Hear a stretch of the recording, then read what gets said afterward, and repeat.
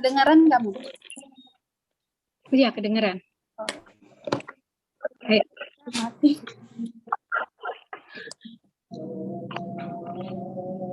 Kita bersatu dalam doa.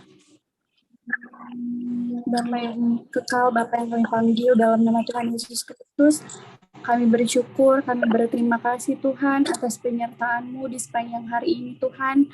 Kami telah melakukan setiap aktivitas kami Tuhan di sepanjang hari ini, dan sampai pada saat ini Kau masih memelihara kami Tuhan. Kami sangat bersyukur dan berterima kasih kepadamu Tuhan Yesus. Ya Bapa, pada kesempatan kali ini Tuhan, kami dipertemukan walaupun via online Tuhan, tapi kami percaya Tuhan, kuasa-Mu, urapan-Mu tidak pernah terbatasi dengan jarak, ruang, dan waktu Tuhan Yesus. Sebabnya Tuhan, kami percaya, walaupun kami di berbeda-beda tempat, berbeda-beda daerah, tapi kami percaya Tuhan, kami satu di dalam Engkau. Urapan-Mu, Roh Kudus-Mu, melalui hamba-Mu yang akan menjelaskan tentang firman-Mu, pakai hamba-Mu Tuhan, urapi hamba-Mu Tuhan, agar apa yang Dia katakan Tuhan benar-benar berasal daripada-Mu Tuhan, dan dapat memberkati kami yang mendengarkannya Tuhan. Dan Tuhan, ajarkan kami Tuhan, bukan hanya sekedar mendengarkan, tapi mempraktekkan dalam kehidupan kami hari lepas hari Tuhan Yesus. Terima kasih banyak Tuhan, terima kasih kami serahkan Bible study kami di malam hari ini ke dalam tangan-Mu. Hanya di dalam nama Tuhan Yesus Kristus kami berdoa. Haleluya. Amin.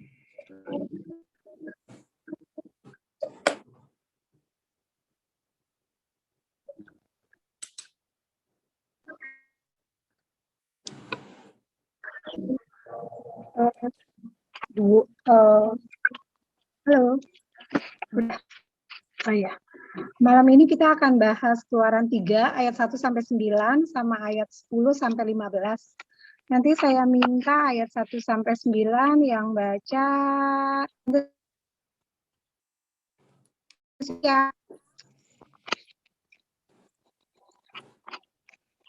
Ya, Marin. Oke. Keluaran 3 ayat 1 sampai 9 ya. Iya. Adapun Musa, ia biasa mengembalakan kambing domba Yitro mertuanya imam di Midian. Seketika ia menggiring kambing domba itu, ia ke seberang padang gurun, sampailah ia ke gunung Allah, yakni gunung Horeb. Lalu malaikat Tuhan menampakkan diri kepadanya di dalam nyala api yang keluar dari semak duri. Lalu ia melihat dan tampaklah semak duri itu menyala, tetapi tidak dimakan api. Musa berkata, "Baiklah, aku menyimpang ke sana untuk memeriksa penglihatan yang hebat itu. Mengapakah tidak terbakar semak duri itu?" Ketika dilihat Tuhan bahwa Musa menyimpang untuk memeriksanya, berserulah Allah dari tengah-tengah semak duri itu kepadanya, "Musa, Musa," dan ia menjawab, "Ya Allah." Lalu ia berfirman, "Janganlah datang dekat-dekat, tanggalkanlah kasutmu dari kakimu, sebab tempat di mana engkau berdiri itu adalah tanah yang kudus." Lagi ia berfirman, "Akulah Allah ayahmu, Allah Abraham, Allah Ishak, dan Allah Yakub." Lalu Musa menutup mukanya sebab ia takut memandang Allah. Dan Tuhan berfirman, "Aku telah memperhatikan dengan sungguh kesengsaraan umatku di tanah Mesir, dan aku telah mendengar seruan mereka yang disebabkan oleh pengerah-pengerah mereka. Aku mengetahui penderitaan mereka. Sebab itu, aku telah turun untuk melepaskan mereka dari tangan orang Mesir dan menuntun mereka keluar dari negeri itu ke suatu negeri yang baik dan luas, suatu negeri yang berlimpah-limpah susu dan madunya, ke tempat orang Kanaan, orang Het, orang Amori, orang Perus, orang Hewi, dan orang Yebus. Sekarang seruan orang Israel telah sampai kepadaku, juga telah kulihat betapa kerasnya orang Mesir menindas mereka.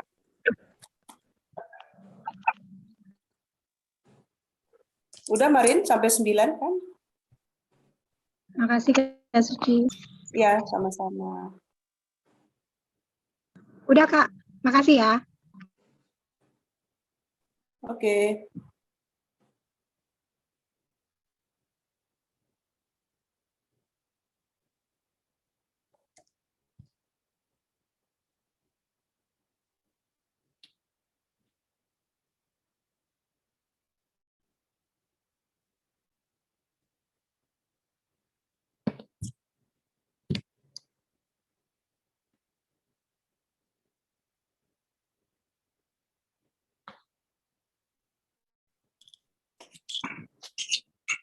Puji Tuhan, selamat malam kita semua bisa sama-sama kembali belajar firman Tuhan.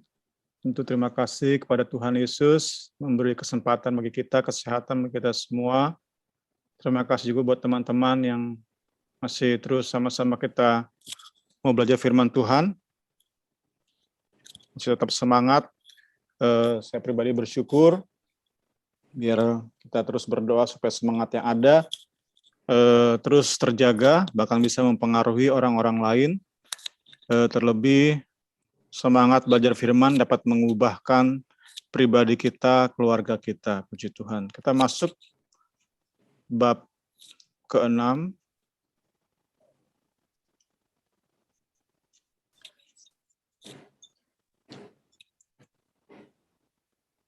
Membahas tentang semak belukar yang terbakar, yang menyala, namun tidak hangus. Ya, diawali dengan penjelasan. Kita lihat bahwa di sini di ayat 1 dari pasal 3 muncul nama Yitro, mertua Musa. Sedangkan di pasal 2 diperkenalkan namanya adalah Rehuel.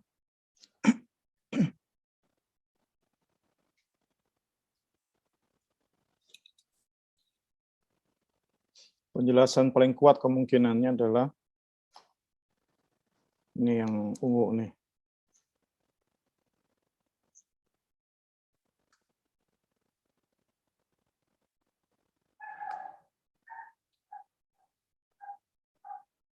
Most likely. Itu adalah bahwa Yitro itu seperti sebutan atau panggilan tuanku atau yang dihormati. Panggilan formal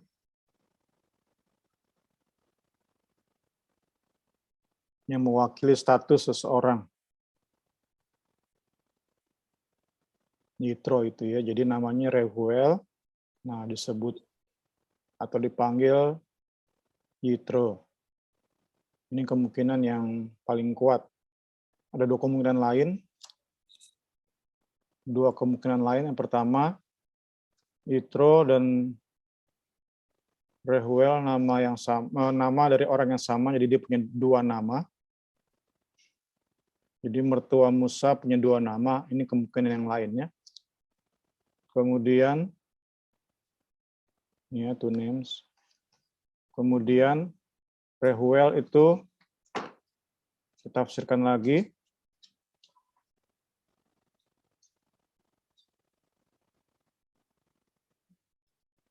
nama papanya Yetro. Jadi mertuanya Musa itu Yitro, terus papanya Yitro itu Rehuel. Ini dua kemungkinan lain. Tapi yang paling kuat tadi jelaskan Yitro itu sebutan atau panggilan yang bersifat formal. Panggilan yang bersifat formal menunjuk atau mewakili status seseorang.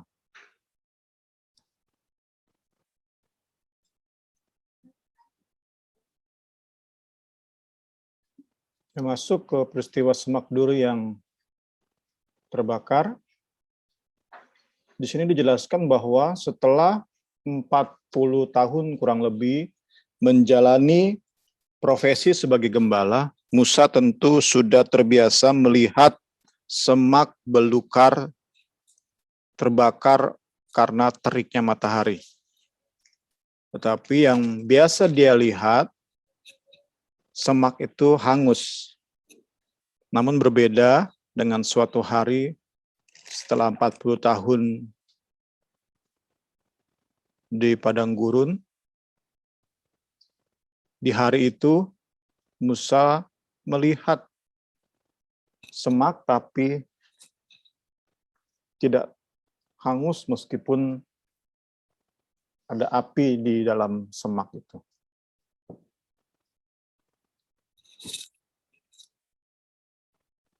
Itu menjadi sesuatu yang spesial.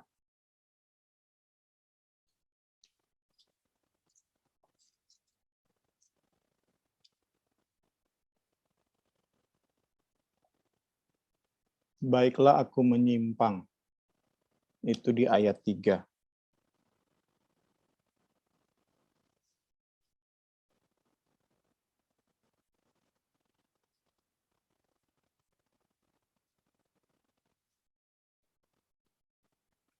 Semak menyala tapi tidak dimakan api, itu secara fisik terjadi mujizat, dan mujizat tersebut mengkomunikasikan kebenaran rohani.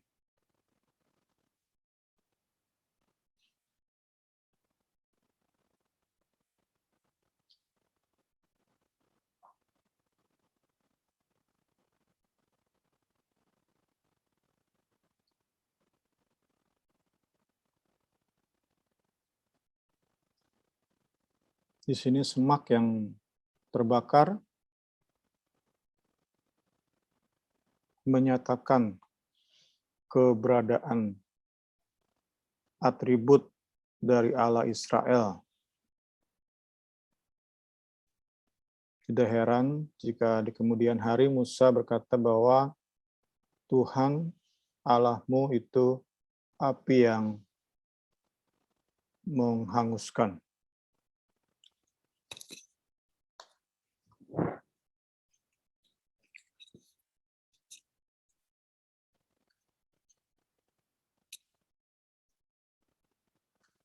Saya tambah dikit lengkapi dari khotbahnya Timothy Keller yang berjudul The New City, dikhotbahkan hari Pentakosta. Saya dengar di podcast tahun lalu ya. Memang ada beberapa podcast yang bisa dibilang benar-benar kena di hati. Nah itu meskipun tidak saya jadikan favorit misalnya atau di bookmark, tapi tetap teringat ya. Salah satunya ya yang khotbahnya ini ya, Tim Keller berjudul The New City, bisa dengar nanti di podcast yang senang dengar podcast.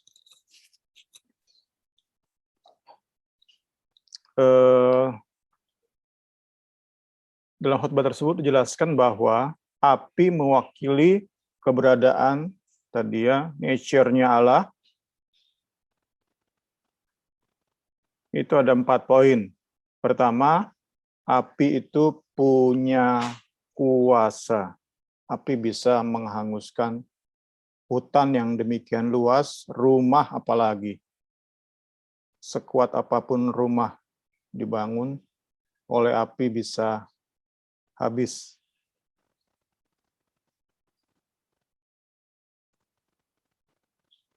Api punya kuasa, itu yang pertama. Kedua, api itu memurnikan. Ini tentu menunjuk kepada kekudusannya. Ada pemurnian, ada pemisahan. Ketiga, api itu mengandung keindahan, beauty, kata Tim Keller. menunjuk pada keindahan Allah. Keindahan yang membuat kita terpesona.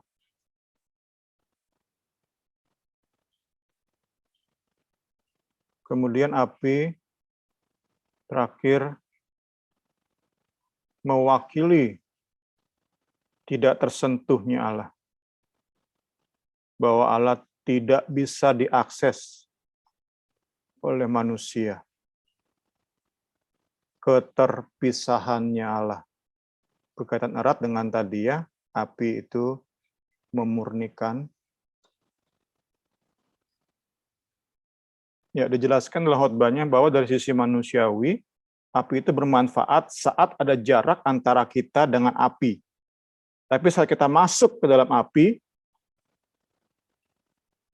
kita mati ya.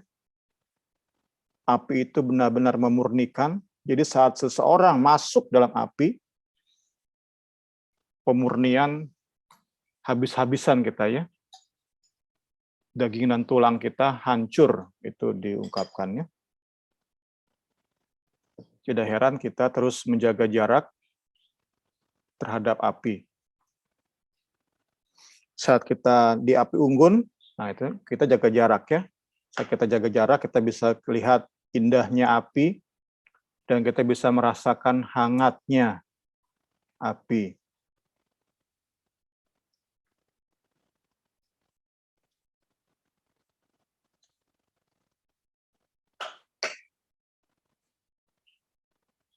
Nanti bisa disambung lagi ketika kita bahas tentang Gunung Sinai, bagaimana Allah menyatakan atau memberikan 10 hukum kepada Musa, itu nanti kita bisa sambung lagi ya.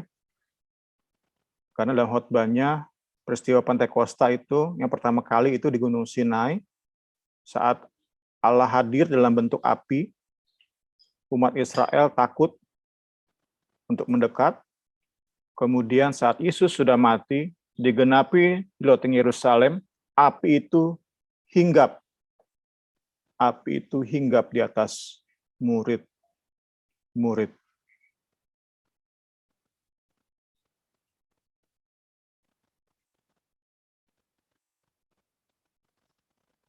Nah, peristiwa hinggapnya api di atas murid-murid, namun murid-murid tidak hangus, itu kan kembali dikaitkan dengan semak belukar yang terbakar tapi tidak hangus.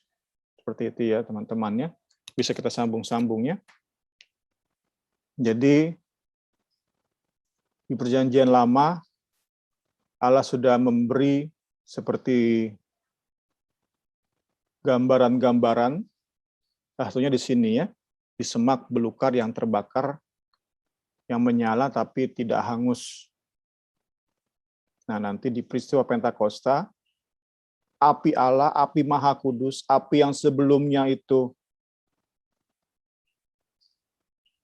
menghanguskan manusia berdosa, oleh karena karya Kristus, api itu bisa tinggal dalam hidup murid-murid, karena murid-murid sudah dikuduskan. Itu ya. Kiranya menambah wawasan kita sama-sama ya.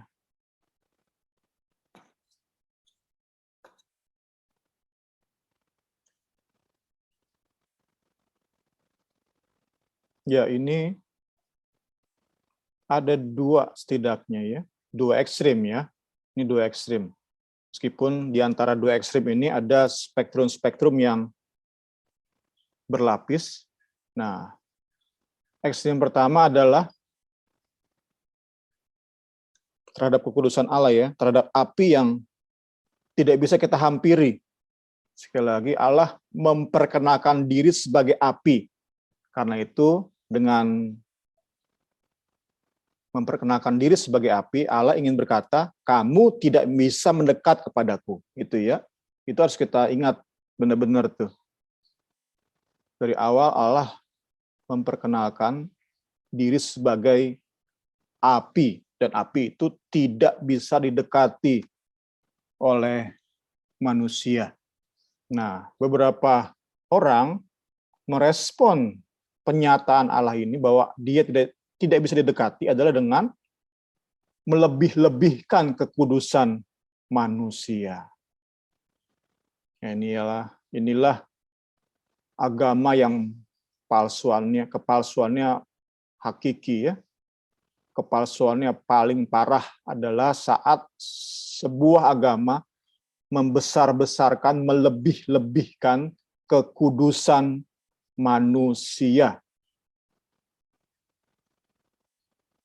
Sebab itu saat kekristenan dimasuki roh semacam ini,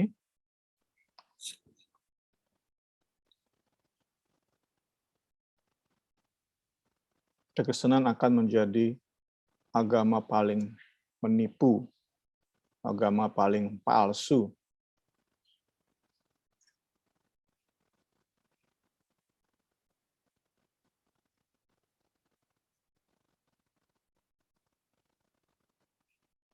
Mereka yang meyakini bahwa mereka mampu melebih-lebihkan kekudusan manusia, mereka beranggapan bahwa manusia itu dilahirkan pada dasarnya baik, sehingga saat manusia taat pada hukum, manusia melakukan ritual dengan benar, maka manusia akan cukup baik untuk menghampiri Allah. Nah, masalahnya adalah kita nggak kudus ya, kita nggak kudus sebaik apapun kita,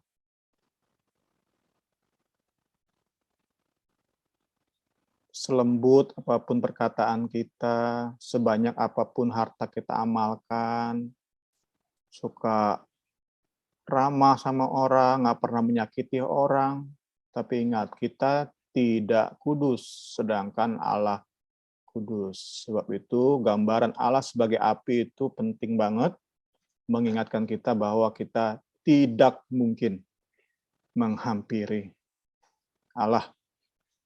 Kedua adalah, ekstrem kedua tadi ya, ekstrem pertama adalah melebih-lebihkan kebaikan, kebenaran, kekudusan manusia. Ekstrem kedua adalah meminimalkan kekudusan Allah, merendahkan standarnya.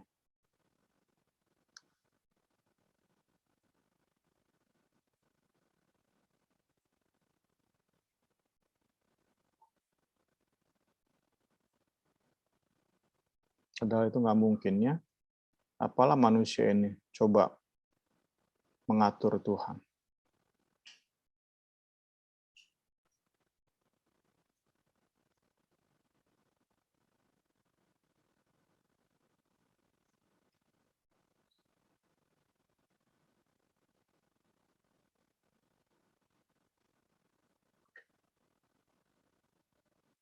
Ya, tentu jawabannya sudah disinggung tadi, Kristus ya, dan salibnya. Caranya adalah, the only way adalah kita ini menjadi kudus, become holy. Sebab itulah Allah mengirim anak yang tunggal untuk menjadi juru selamat kita, sehingga dia menjadi kekudusan kita. Dia menjadi status kita.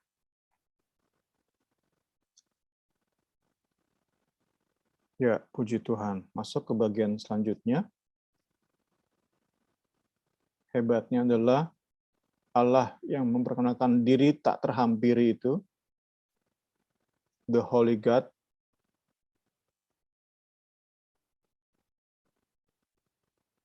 datang kepada Musa di padang gurun.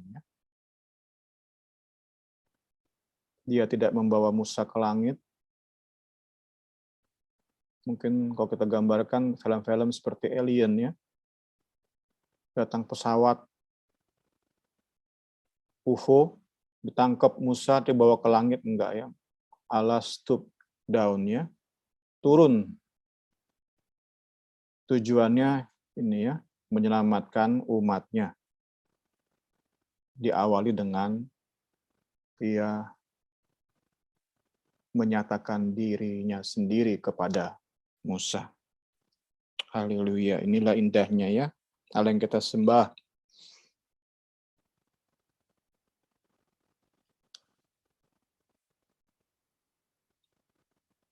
Allah yang menyatakan dirinya kudus, tak terhampiri oleh manusia berdosa, tapi dia Allah yang berinisiatif untuk menyatakan diri, untuk menolong umatnya. Dia Allah yang terus menjalin hubungan pribadi dengan umatnya. Karena itu ayat 8 tadi dikatakan, sebab itu aku telah turun untuk melepaskan mereka dari tangan orang Mesir.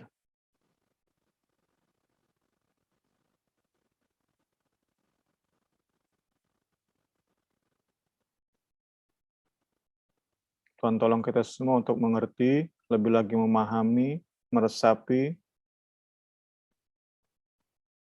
tentang kekudusan Allah yang seimbang dengan kasih-Nya.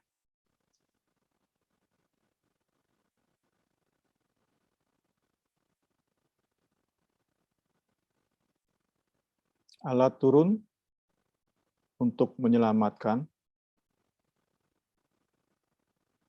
dan itu diawali dengan penyataan dirinya di padang gurun dalam semak yang menyala kepada Musa.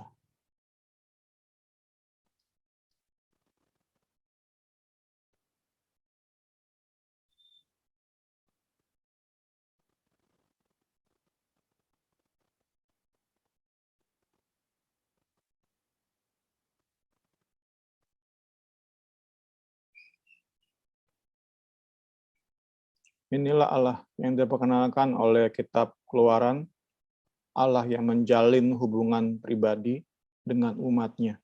Dan ia yang mengambil inisiatif. Bukan kita yang mengambil inisiatif untuk mengenal Allah, tetapi Allah yang mengambil inisiatif, memperkenalkan dirinya, dan bukan jauh di sana, bukan. Dia menghampiri Musa. Itulah Allah kita. Itulah Allah yang diperkenalkan oleh kitab Keluaran. Allah yang rindu, amat sangat rindu menjalin hubungan pribadi dengan umatnya.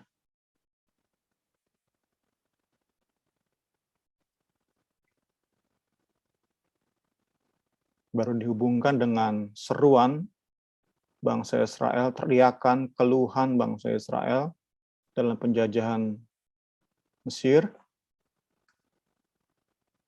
Kita bisa diyakinkan bahwa Allah kita Allah yang melihat, Allah yang mendengar, Allah yang mengenal, dan juga Allah yang menyelamatkan. Untuk itulah ia turun untuk melepaskan bangsa Israel.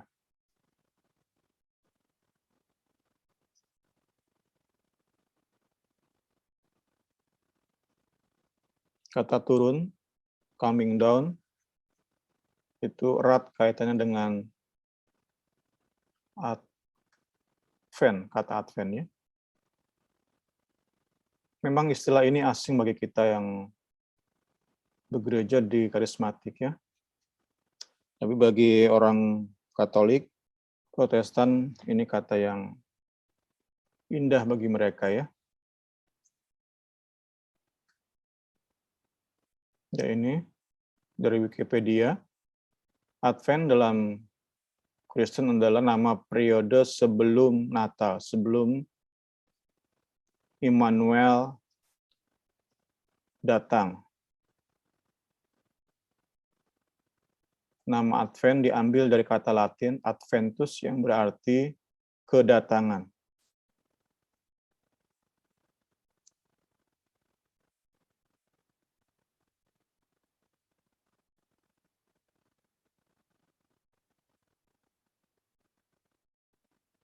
Tujuan perayaan masa Advent adalah menyiapkan diri menyambut pesta Natal, juga menyiapkan diri kedatangan Yesus yang kedua kali. Menyiapkan diri kedatangan Yesus pertama kali di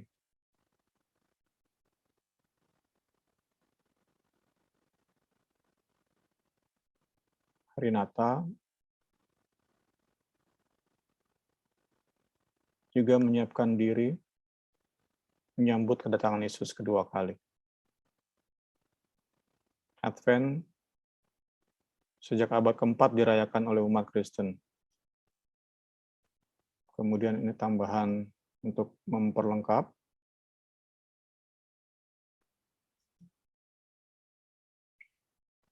Advent selalu mulai pada hari Minggu terdekat dari tanggal 30 November. Dan selalu itu 4 minggu. Jadi harinya bisa berbeda-beda jumlahnya, karena kan mulainya bisa berbeda-beda ya, sampai tanggal malam Natal, 24 Desember. Tapi awalnya berbeda-beda nih, jadi jumlah harinya berbeda-beda, tetapi dirayakan selalu terdiri dari 4 minggu. Ya, ini tambahannya supaya kita ngerti apa yang dimaksud dengan Advent di sini. Kedatangan, turunnya, kalau di Keluaran, turunnya Allah Israel untuk menyelamatkan bangsa Israel, maka kalau di hari Natal turunnya anak Allah Yesus Kristus untuk menyelamatkan kita dari perbudakan dosa, perbudakan setan, dan maut, puji Tuhan. Ya, kembali kan kita sudah belajar kemarinnya, kristologi ini ya. Yang kita sampai lewatkan penafsiran yang berpusat pada Kristus. Puji Tuhan, selanjutnya dipersilakan Pak Wewe pimpin dulu diskusi kita.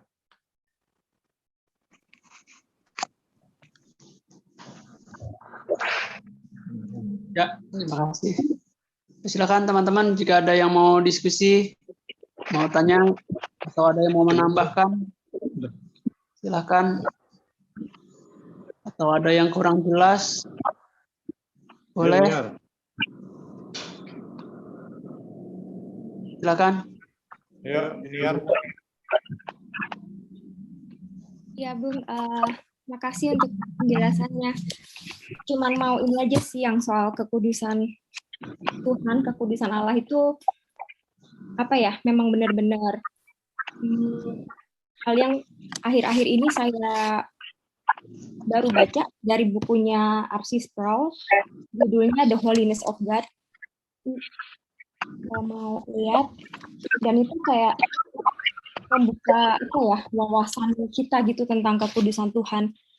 Jadi di situ tuh dijelasin kayak beberapa hal seperti yang tadi Bu Semi berikan gitu, seperti sifat Tuhan yang sangat kudus, sehingga itu kita itu kalau melihat kekudusannya tuh mungkin kita tuh bisa mati gitu loh. Salah satu ayatnya tuh yang bikin saya melihat itu, salah satu ilustrasinya itu seperti kayak Yesaya 6 ayat 5. Waktu itu Yesaya pertama kali melihat Tuhan, dia bilang, celakalah aku binasa sebab aku ini seorang yang najis bibir dan aku tinggal di tengah-tengah bangsa yang najis bibir, namun mataku telah melihat Sang Raja, yakni Tuhan semesta alam. Jadi itu waktu Yesaya pertama kali lihat Tuhan itu, dia tuh melihat kekudusannya tuh langsung kayak, aduh, langsung celakalah aku, karena Tuhan beda sekali sama dia gitu loh.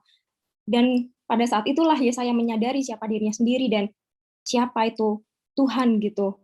Saking kudusnya itu seperti itu. Atau terus si R.C. Sproul itu juga kasih juga ilustrasi seperti apa ya, yang Lukas 5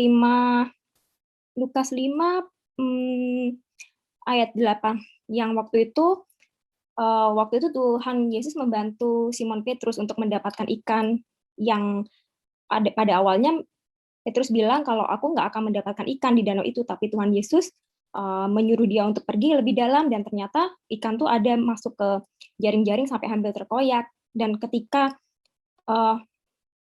Simon Petrus melihat hal itu, di situ tertulis, ia pun tersungkur di depan Yesus dan berkata, Tuhan, pergilah daripadaku, karena aku ini seorang pendosa. Jadi itu juga reaksi, ditulisnya itu juga reaksi bahwa ketika kita tahu siapa Tuhan yang sebenarnya tuh kayak kadang-kadang, tadi Bung Semi itu menulis ada 2 hal. Yang pertama itu, kalau apa sih, ada yang meminimalkan kekudusan Allah, ada 2 hal tadi ya, dan yang satu itu ada respon yang lain gitu loh, atau yang lebih-lebihkan kekudusan manusia. Tapi di sini juga ada sih, kalau nabi-nabi atau murid Yesus itu yang melihat kekudusan Yesus tuh bisa langsung trauma gitu loh, kayak terintimidasi gitu, yang saya baca itu. Jadi kayak nggak pantas, nggak layak. Jadi seperti Simon Petrus, Tuhan boleh nggak pergi dari aku? Seperti itu. Kenapa reaksinya seperti itu? Karena dia tahu gitu loh siapa Tuhan Yesus dan begitu kudusnya dia. Jadi ya cuman mau nambahin itu aja sih. Bukunya tuh bagus banget, belum selesai, tapi kalau ada di Tokopedia bahasa Indonesia sih mungkin kita bisa beli ya, Bung.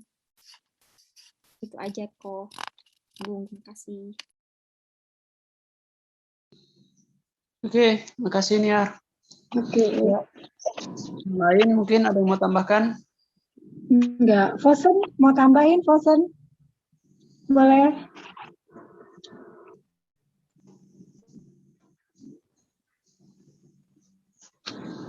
Next dulu aja, Mi.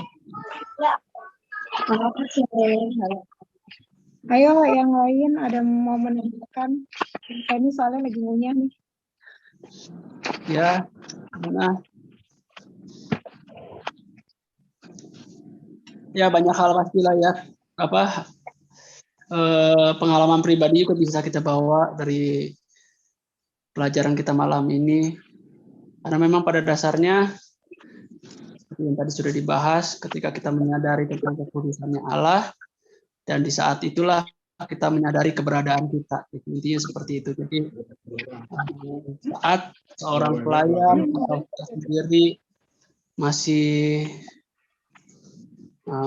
kepengen dipuji-puji orang, pengen show off, pengen macam lah seperti itu. Nah itulah membuat kita sadar diri gitu. Oh bahwa kita tuh belum melihat dan belum menyadari kekudusannya Tuhan. Itu sih kalau dari saya sih seperti itu. Jadi saat kita masih ingin pujian manusia, kita masih atau tadi yang apalagi merasa kita hebat dari Tuhan, itu kan lebih kacau lagi. Tapi dari segi kekristenan kita lah ya, pelayanan kita, saat kita masih ingin seperti itu ya berarti kita belum menyadari bahwa Tuhanlah yang maha kudus, maha mulia, dan Tuhanlah yang layak dipuji. Itu sih kalau dari saya. Yang lain. Oke. Ya. Nggak ada tambahan lagi, kita terusin ya. Sekarang ayat 10 sampai 15, 5 ayat aja nih. Nanti saya minta Jenny yang baca ya, Jen. Oke. Keluaran 3 ayat 10 sampai 15. Oke. Ayat 10 sampai berapa, Marin? 15. Keluaran 3 ayat 10 sampai 15. Jadi sekarang pergilah, aku mengutus engkau kepada Firaun untuk membawa umatku, orang Israel, keluar dari Mesir.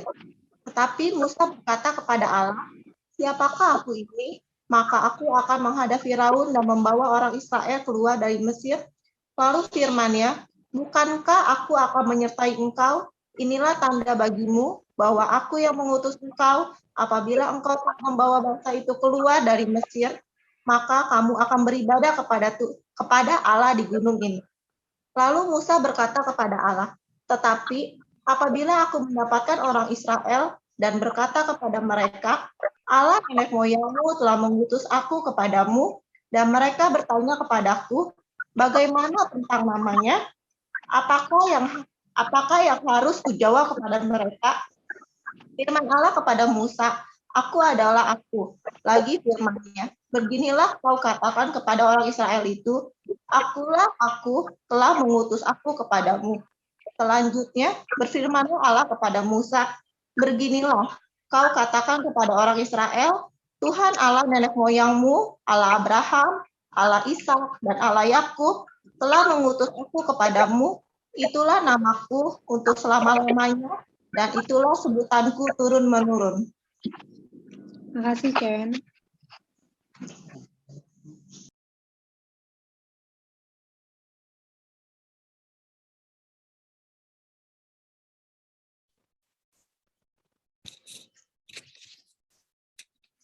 Puji Tuhan, masuk ke bab 7, ayat 10 sampai 15.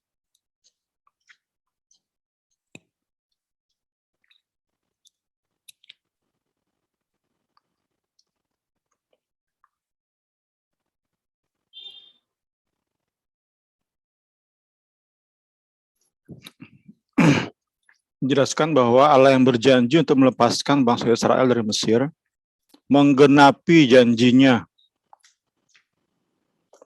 melalui pelayanan seorang manusia yang bernama Musa.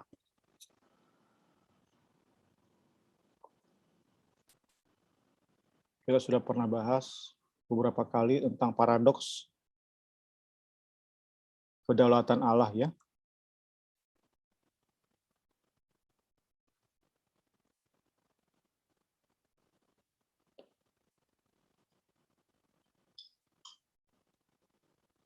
Bagaimana Allah memakai hidup kita, manusia berdosa, untuk melaksanakan rancangannya.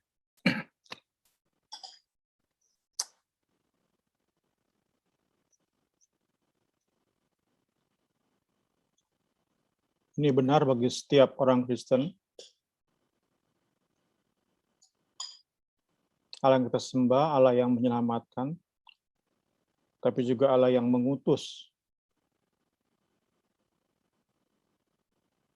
Jadi setiap orang Kristen, setiap pengikut Kristus menerima dua panggilan. Panggilan untuk diselamatkan dari dunia yang akan binasa ini. Kemudian panggilan untuk melayani. Panggilan untuk melaksanakan tugas yang dia berikan. Dia ada dua. Selalu ada dua saat kita terima Tuhan sebagai Tuhan dan Juru Selamat. Jadi nggak pernah hanya satu bahwa kita diselamatkan, tetapi juga pelayanan terhadap apa yang ia percayakan. Karena itu apapun panggilan kita, sekecil apapun panggilan kita, itu adalah panggilan mulia. Karena Allah yang memanggil kita, Allah yang memberi tugas kepada kita adalah Allah yang mulia. Most High God.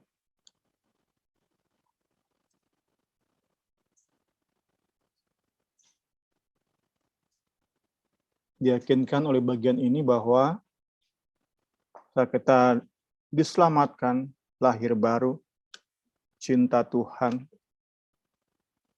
cinta firman-Nya, maka kita punya peran sekecil apapun itu dalam penggenapan janji Allah di dunia ini.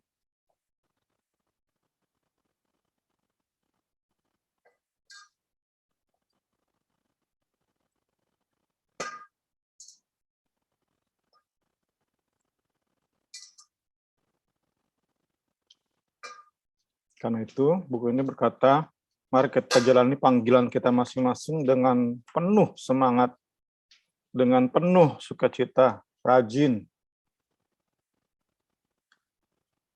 dan setia.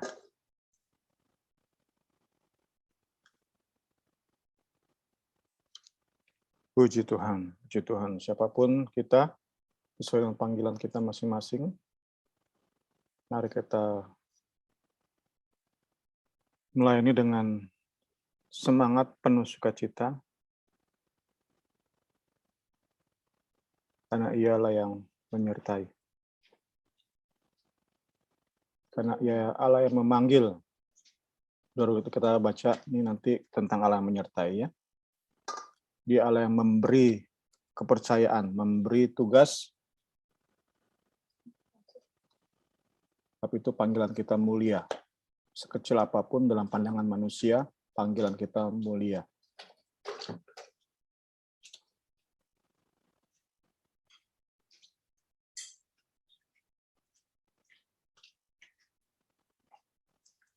Siapakah saya? Itu di ayat 11 ya.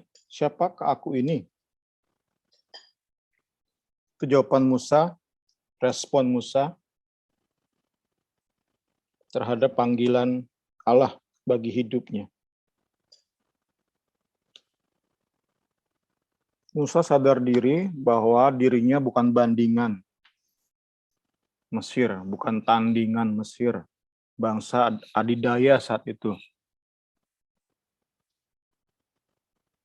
Bagaimana mungkin dia hanya seorang gembala bisa membebaskan bangsa yang demikian besar dari bangsa Israel? Ini ya, maaf. Jadi Musa sadar diri dia hanya seorang gembala. Bagaimana mungkin dia membebaskan bangsa Israel dari penjajahan bangsa adidaya saat itu, bangsa Mesir. Gitu ya, dia sadar diri. Terus dikatakan di sini bahwa terakhir kali saat dia coba menggerakkan bangsanya mengadakan perlawanan pemberontakan terhadap bangsa Mesir, dia harus lari dari Mesir dan 40 tahun tinggal di negeri anta berantah ya. Kemudian bagi bangsa Israel pun ia bukan siapa-siapa. Dia Musa ini tidak heran dia bertanya, siapa aku ini Tuhan? Aku bukan siapa-siapa, bagi bangsaku pun aku bukan siapa-siapa. Apalagi saya itu sudah 40 tahun ya, yang bisa mewakili satu generasi. Waktu yang sangat cukup untuk melupakan segala sesuatu tentang Musa. Jadi dalam ingatan bangsa Mesir, bangsa Israel pun Musa tuh nggak ada arti.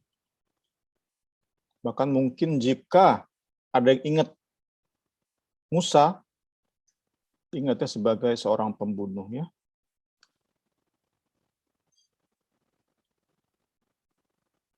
Jadi pertanyaannya, siapakah aku ini? Siapa aku ini Tuhan? Kau mau percayakan aku tugas yang demikian besar.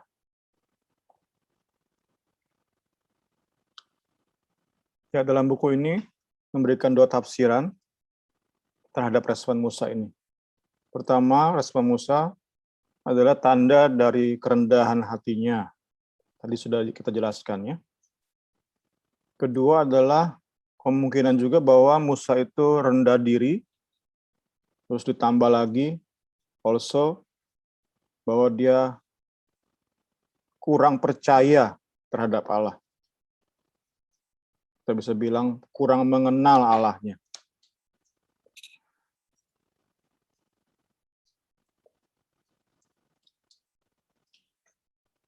Nah, ini membuat kita bertanya-tanya, seperti apa sih kerohanian Musa selama 40 tahun di padang gurun? Kan nggak dijelaskan ya, apakah dia semakin mengenal Tuhan,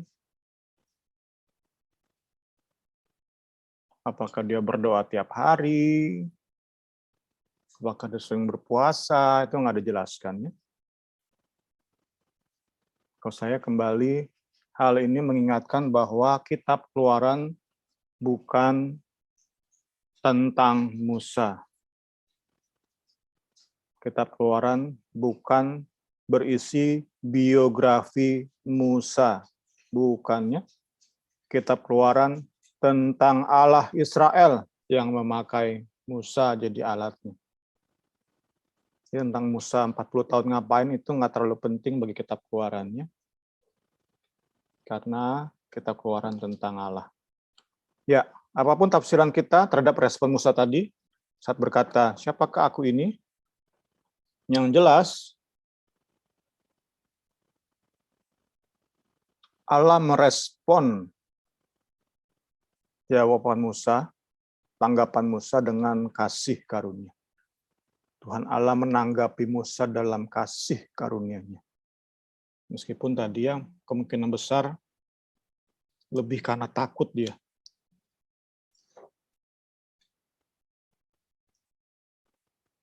Membayangkan tugas demi tugas yang harus dia jalankan di hari-hari depan. Saat diutus kembali ke Mesir, dia udah pikir, wah, berat bener nih.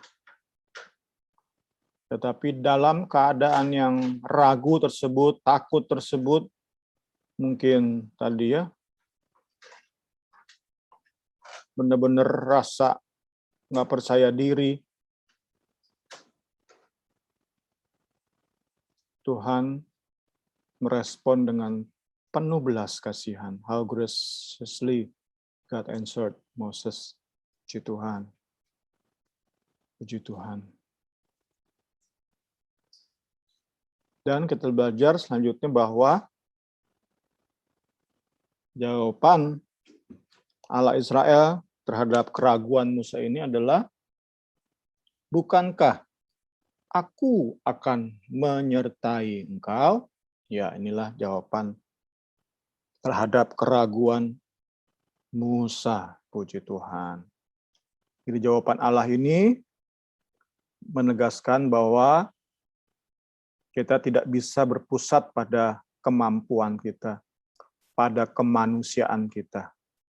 Jawaban Allah tidak berpusat pada pribadi, kemanusiaan seorang yang bernama Musa.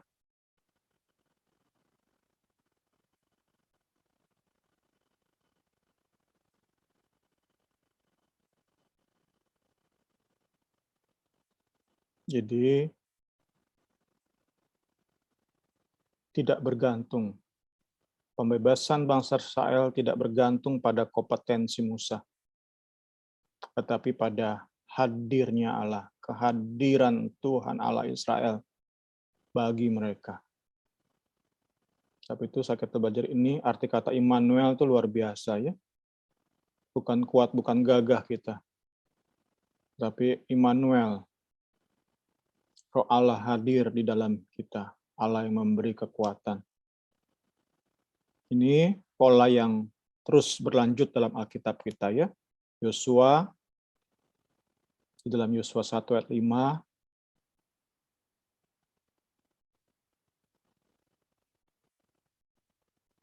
Allah berjanji juga tidak akan meninggalkan Yosua.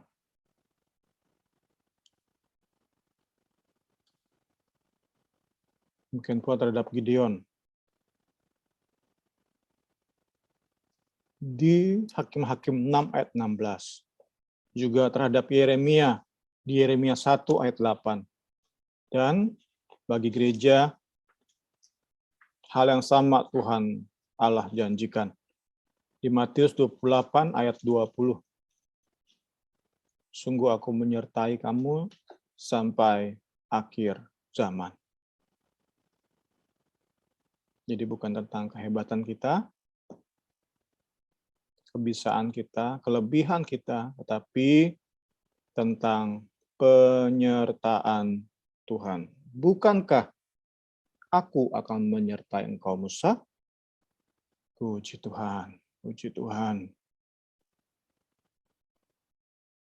Bahkan Allah melanjutkan janji penyertaannya diteguhkan dengan tanda. inilah tandanya bagimu bahwa aku yang mengutus engkau, yaitu saat engkau membawa bangsa ini keluar dari Mesir, maka kamu akan beribadah kepada Allah di gunung ini.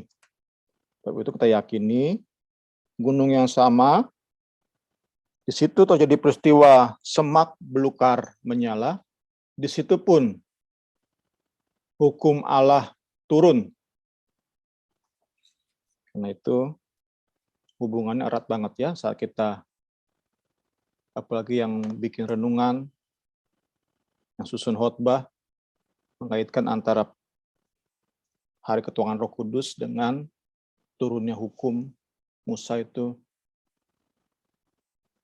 luar biasa ya. Sungguh memperkaya.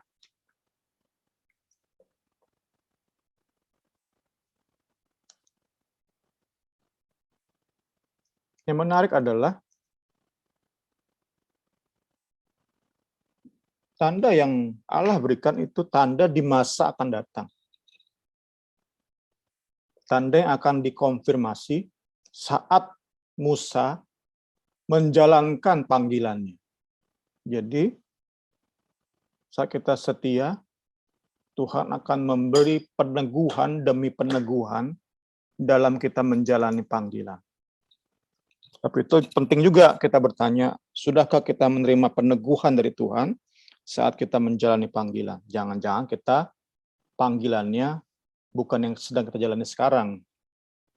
Kan perlu kita juga koreksi diri ya.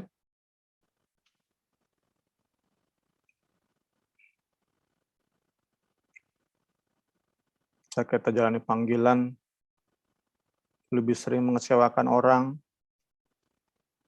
Benar nggak saya panggilannya ini nih? Benar nggak saya bekerja sebagai apa misalnya dokter? Dokter udah susah ya pindahnya ya.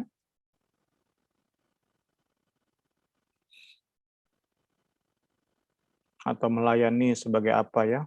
Worship leader lah gampangnya ya. Kalau dalam profesi udah sulit juga pindah-pindah ya.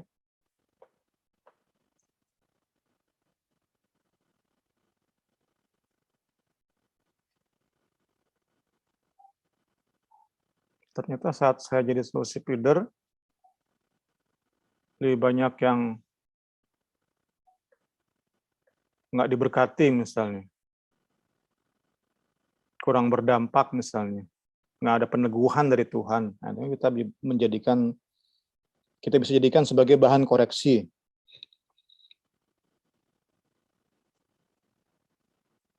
Si Tuhan. Lanjut. Kita sudah sering sebenarnya bahas tentang panggilan. Kalau kita rindu sama-sama kita jalani panggilan kita dengan benar ya. Terus kita melangkah, Tuhan arahkan ke yang lain, mari kita responi dengan benar.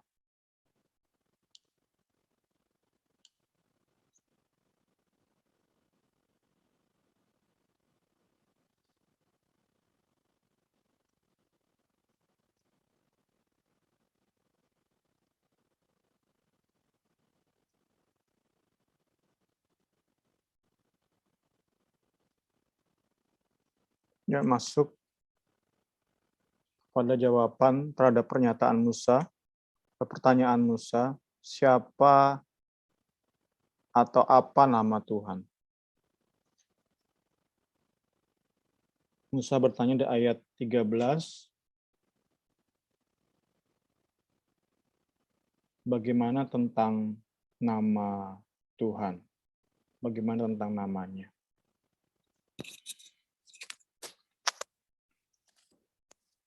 Jawaban Allah kepada Musa saat Musa bertanya tentang namanya adalah, Aku adalah aku. Beginilah kau katakan kepada orang Israel itu, Akulah aku, telah mengutus aku kepadamu. Selanjutnya, ayat 15, beginilah kau katakan kepada orang Israel, Tuhan Allah nenek moyangmu, Allah Abraham, Ishak dan Yakub, telah mengutus aku kepadamu. Itulah namaku untuk selama-lamanya. dan itulah sebutanku turun-temurun. Ya, jika kita pakai ayat 14 itu memang menimbulkan kebingungannya. Buku ini katakan mungkin jawaban Allah membuat Musa masih sulit untuk merumuskan secara tepat ya. Mungkin sepanjang hidup Musa itu masih bingung ya. Nama Allah siapa ya? Yang benar-benar nama Allah gitu ya. Ini kan ini ya tafsir ya. Karena itu nggak heran para teolog sepanjang sejarah 3000 tahun kekristenan dari ini ya. Dari PL pun saat coba mengerti tentang nama Allah, mereka juga nggak bisa sepakat. Karena itu aku adalah aku, I am, who I am itu pernyataan yang lebih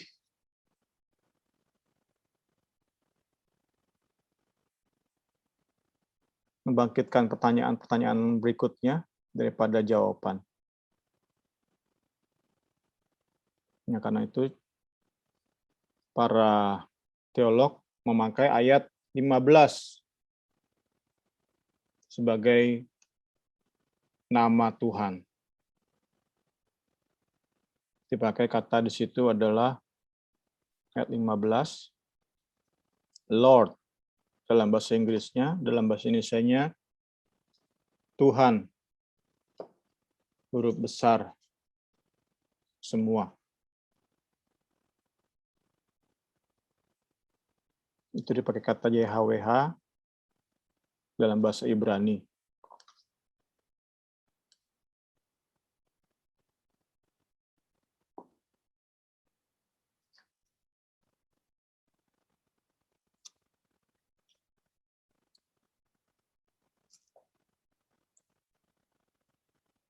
Sekali lagi, saat kita coba menjawab pertanyaan Musa tentang nama Tuhan, pakai ayat 14 itu menimbulkan pertanyaan lebih lanjut. Bahkan mungkin bagi Musa pun itu membingungkan.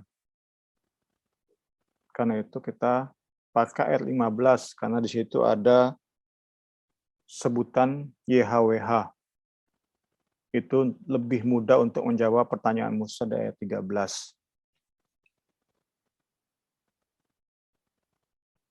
Apa arti nama Allah Israel, YHWH? Pertama, ada 3.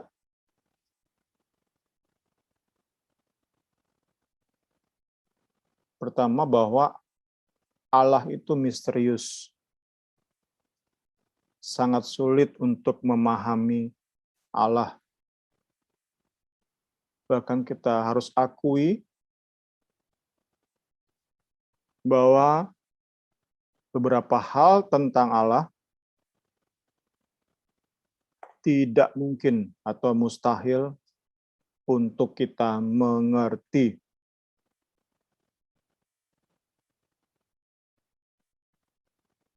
Itu pertama. Apa arti nama YHWH? Kedua,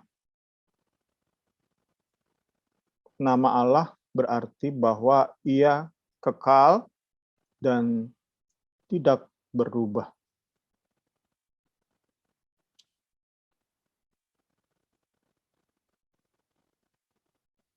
Dalam bahasa Inggris dipakai kata present tense, I am.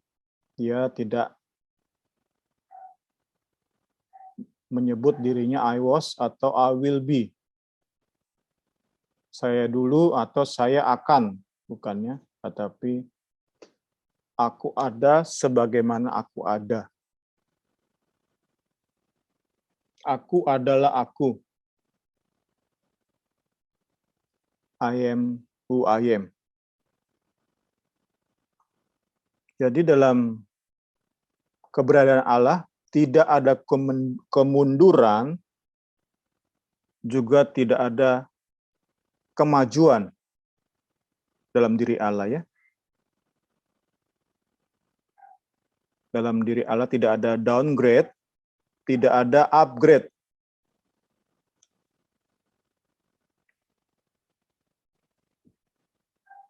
Dia kekal dan tidak berubah. Ia tidak punya masa lalu, tidak punya masa depan. Ia kekal dalam keberadaannya. Yang dia miliki adalah eternal present. Bahasa Indonesianya apa nih? Kekinian yang kekal berarti ya.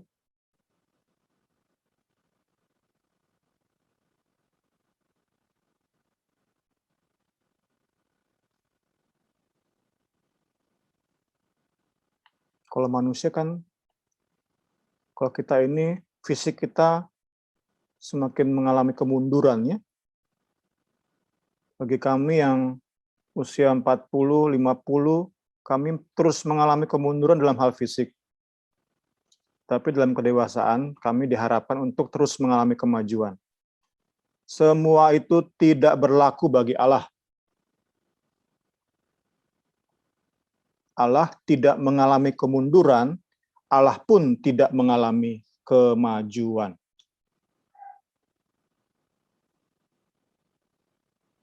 Yang ketiga, dari arti nama YHWH, Allah mandiri dalam keberadaannya, self-existent. Mungkin Niar bisa menambahkan di chat tentang arti ini, self-existent. Kalau saya dapatnya, Allah itu mandiri dalam keberadaannya. Ia menciptakan segala sesuatu, namun ia sendiri tidak diciptakan oleh siapapun, oleh apapun. God is independent.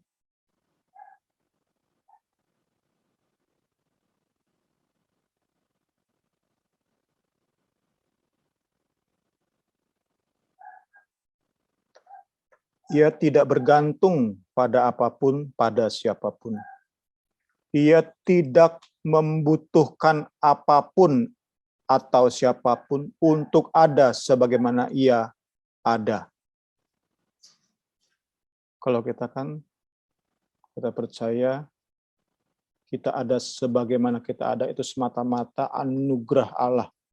Sedangkan Allah tidak membutuhkan siapapun untuk ada sebagaimana ia ada. Tapi itu kata lainnya dari self-existent, dalam kemandiriannya, dalam hal keberadaannya adalah self-sufficient. Ini bisa juga diterjemahkan oleh Niar, tolong, atau oleh Elis.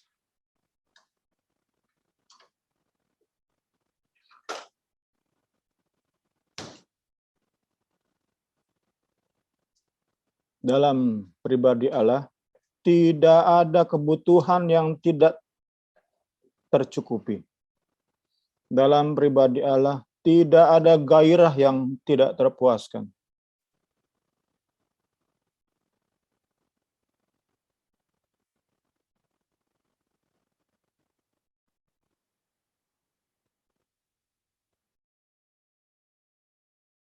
Ia tidak membutuhkan bantuan dari siapapun, dari apapun.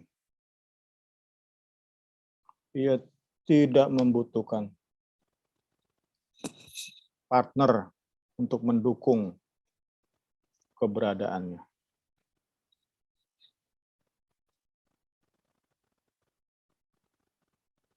Ya, kembali ditutup dengan Jesus Christ, puji Tuhan. Selalu buku ini menutup dengan Yesus Kristus, menjadi pelajaran bagi kita. Terus usahakan dalam menyusun renungan, share renungan, dalam menyusun khotbah, dalam berkhotbah, selalu akhiri dengan Yesus Kristus.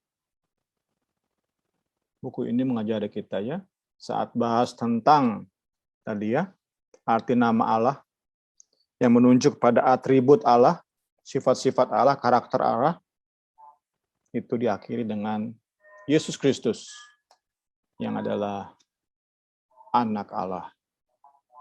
Dalam perjanjian baru, kita menerima nama Allah. Ya, Alkitab memberi nama baru, yaitu Yesus Kristus, Anak Allah, ya.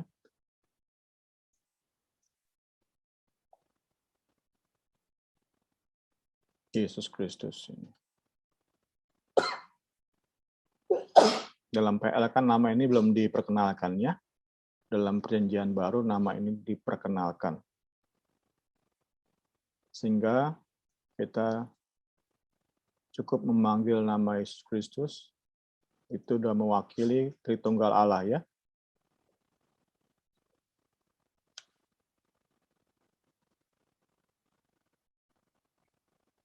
Yesus Kristus memperkenalkan dirinya sebagai Allah dengan segala atributnya. Salah satunya dalam Yohanes 5 ayat 58.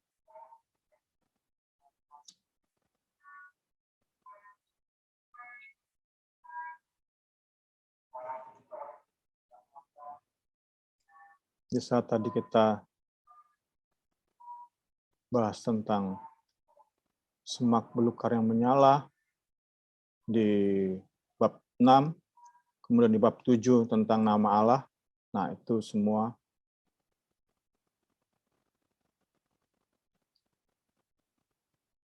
berpuncak pada Yesus Kristus.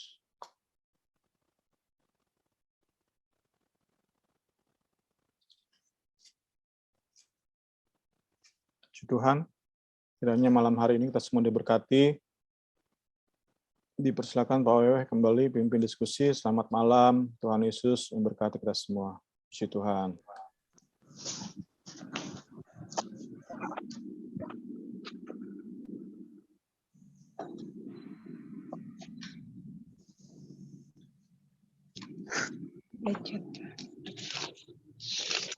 Oke, terima kasih Bung untuk malam ini.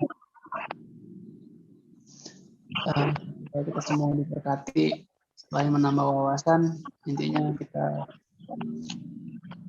banyak hal ya, semakin kita dapat peroleh melalui kebenaran Tuhan. Ya, silakan teman-teman, mungkin ada yang mau tanya atau ada yang mau menambahkan. Ya. Ya, yang lain silakan. Ayo. Ada yang mau nanya tentang Yahweh? Beda dengan Wewe? Ada weh-wehnya gitu doang, mirip-mirip. Mungkin dia nggak bisa lama kali. Iya, namanya pengerja. Oke, kalau udah ngerti semua, mantap. Mantap. Selesaikan malam ini, mantap. Mantap. Oke. Makasih untuk gabungnya malam ini. Kita semua sama-sama diberkati. Nanti saya minta doa penutup Kak Murni. Kita dukung dalam doa untuk papahnya Wewe yang dalam keadaan sakit. Kita berdoa juga untuk Kak Aurora yang pas banget hari ini ulang tahun. Nanti Kak Murni tolong doa ya. Oke. Oke, Kak. Sudah. Oke, mari kita berdoa. Terima kasih Tuhan Yesus Bapa dalam surga. Kami sangat bersyukur, berterima kasih karena kemurahan-Mu dan bagaimana Tuhan. Engkau begitu luar biasa dalam hidup kami. Engkau Allah Kudus. Kami manusia yang tidak ada apa-apa.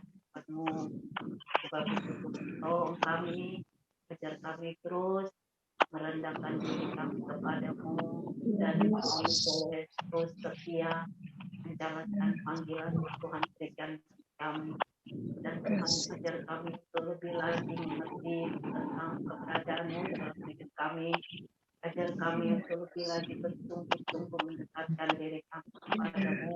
Karena Engkaulah yang sudah terlebih dahulu menghampiri kami, memanggil kami, dan mengutus kami menjadi alatmu yang untuk menyenangkan dan mempermuliakan nama. Tanamkan seluruh benih firman-Mu ini di hati kami, Tuhan. Biarlah firman ini bukan hanya terlewat saja dan saat-saat kami mendengarnya, tetapi biarlah ini menjadi pedoman bagi hidup kami mengiring Engkau. Saat apapun kami boleh ingat akan firman Allah ini yang membawa kami untuk hidup lebih lagi berkenan di hadapan-Mu. Kami terus menjaga hidup kami dalam kekudusan-Mu, sehingga Engkau dapat Tuhan berkenan dalam hidup kami, dan kami boleh menjadi anak-anak-Mu untuk menyenangkan dan mempermuliakan nama Tuhan. Terima kasih Bapa, kuatkan kami, teguhkan iman kami untuk kami tetap yakin dan percaya Allah yang kami sembah itu adalah Allah yang memiliki otoritas yang tinggi, Allah yang sangat luar biasa, Allah yang dahsyat dan ajaib.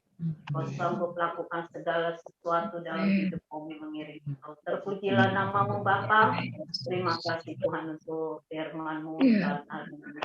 Tuhan, kami saat ini berdoa buat papahnya Wewe yang dalam keadaan sakit, Tuhan. Kami hanya berserah kepadamu. Kami percaya Engkau tabib yang sangat heran dan ajaib. Engkau sanggup lakukan segala sesuatu terhadap tubuh kami, Tuhan. Engkau yang sanggup menjamah, menyembuhkan. Dan Engkau juga yang sanggup melakukan segala sesuatu terhadap hidupnya. Tuhan, kami berdoa jamah, sembuhkanlah papanya Wewe. Terlebih Tuhan, kami berdoa buat keselamatan jiwanya. Tuhan, Engkau jamah hatinya, agar dia juga boleh percaya kepada Yesus. Dia boleh Tuhan menyerahkan hidupnya sepenuhnya ke dalam tangan-Mu.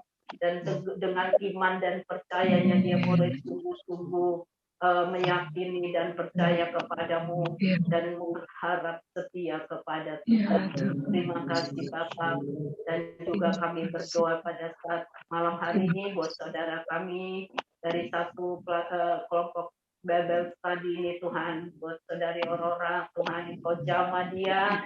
Tuhan, kalau Engkau sudah tambahkan hidupnya 1 tahun pada saat ini, kami yakin selama hari-hari hidupnya Tuhan yang sudah memimpin, Tuhan yang sudah menyertai, dan Tuhan yang sudah memberkati, semua karena anugerah Tuhan, semua karena kebaikan dan kemurahan-Mu. Sebab itu Tuhan terus pakai hidupnya menjadi alat-Mu, pakai hidupnya menjadi Tuhan berkat Allah dimanapun beliau berada, dan menjadi satu Kristus yang hidup. Biar nama Tuhan dipermuliakan sampai selama-lamanya. Pimpin langkah hidupnya hari demi hari Tuhan. Biar Engkau terus memberikan kekuatan iman yang teguh dan kepercayaan yang sungguh kepada Tuhan. Terima kasih Bapak. Kami serahkan semua ini ke dalam tangan-Mu. Inilah doa sembahyang kami Bapak. Kami peralaskan dalam nama Tuhan kami Yesus Kristus. Kami sudah berdoa dan mengucap syukur. Haleluya. Amin. Amin.